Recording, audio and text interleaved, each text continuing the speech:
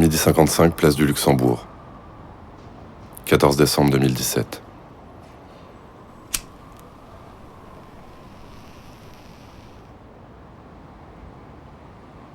J'étais assis sur la pelouse pour fumer une cigarette. Cette journée pour un militant des libertés numériques.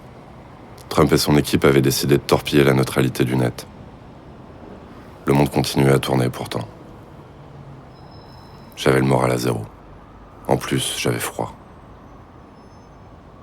Pour me donner du courage, je m'imaginais qu'une belle brune apparaissait en face de moi.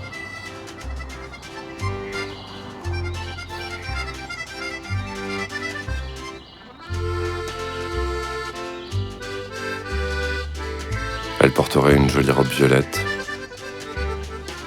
Une robe violette sur de longues jambes. Était-ce moi qu'elle regardait ? Non, ce jour-là, rien à faire, ça ne marchait pas.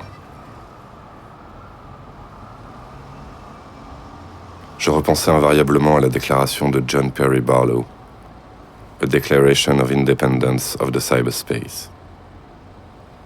Governments of the industrial world, you weary giants of flesh and steel, I come from cyberspace, the new home of mind. On behalf of the future, I ask you of the past to leave us alone. To leave us alone. On appelle ça les premières utopies d'Internet. C'était en 1996. Les libertaires américains désiraient un Internet hors du pouvoir des États, régulé par un peuple anonyme. Ces adeptes exultaient en écoutant le discours de Barlow transformé en prêche dans les clubs londoniens. C'était New Age.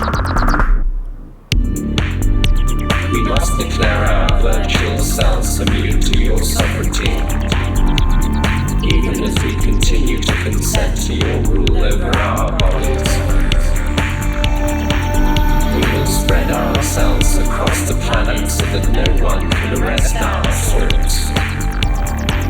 We will create a civilization of the mind in cyberspace.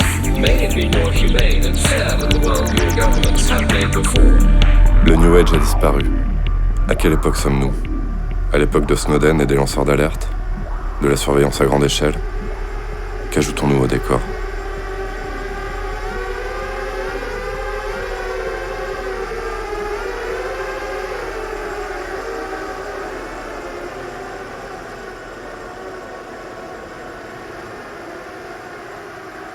Alors que dans les années 90, les rêveurs voulaient faire front contre les gouvernements, aujourd'hui, face au Parlement européen, j'avais envie de leur crier de ne pas craquer, de ne pas nous abandonner, de ne jamais céder, même aux petites exceptions.